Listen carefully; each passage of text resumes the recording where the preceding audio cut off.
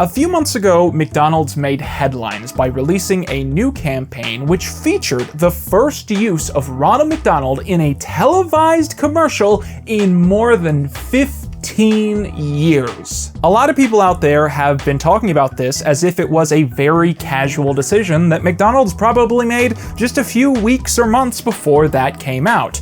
But the truth is a little bit more complex. In the mid to late aughts, McDonald's was very quickly becoming a heavily contentious brand. American health was on the decline, childhood obesity was becoming a bigger issue every single year, and the culture needed someone to blame. And with the release of Super Size Me, a documentary where a chronic alcoholic tries to tell you that his pending liver failure was caused by too many McFlurries, McDonald's officially became the bad guy.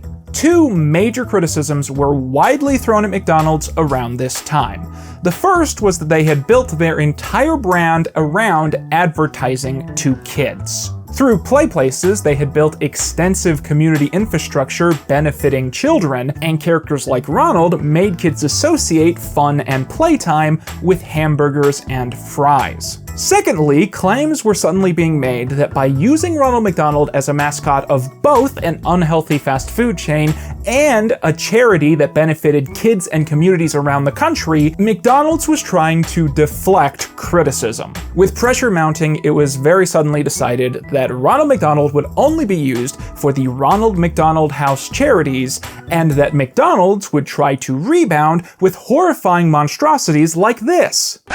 Now, I want to stop and say this. If you do accept that all of those previous cultural issues were caused by kids eating too much fast food, I don't think McDonald's was to blame for that even then. The blame was the economic recession, which forced parents around the country to adapt to dual income households, meaning that they just didn't have time to cook fresh and healthy meals every single day. Years later, in 2016, there was a series of alleged sightings of killer clowns across the country, and McDonald's has since claimed that these incidents are why they stopped using Ronald.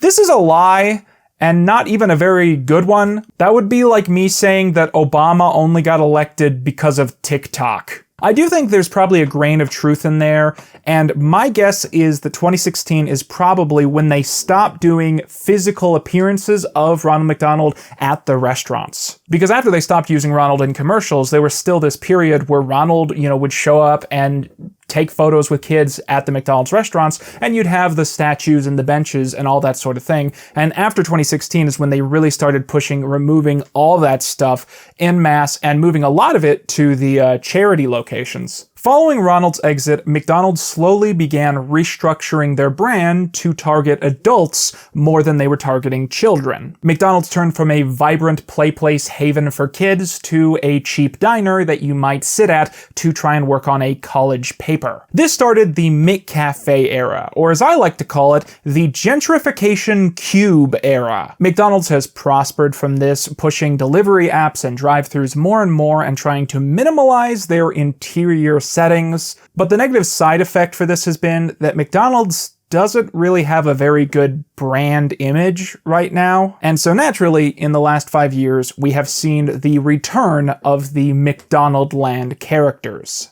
But in most cases, Ronald has never been included in these campaigns. And this has rarely seemed like a creative choice, but more likely a limitation. For instance, look at the recent McDonald's collab with Crocs. Here's the Grimace Croc, it's covered in Grimace stuff. Here's the Birdie Croc, it's covered in Birdie stuff. Here's the Hamburglar Croc, covered in Hamburglar stuff. And here is the Red Croc.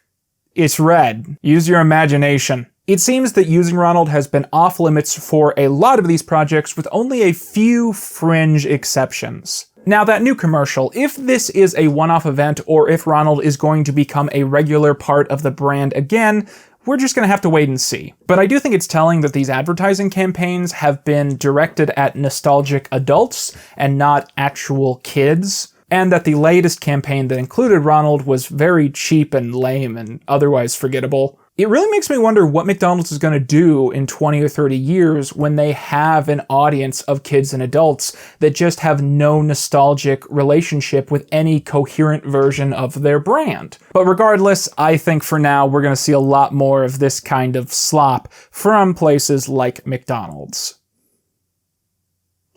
With that, I've been Quentin Reeves. Leave.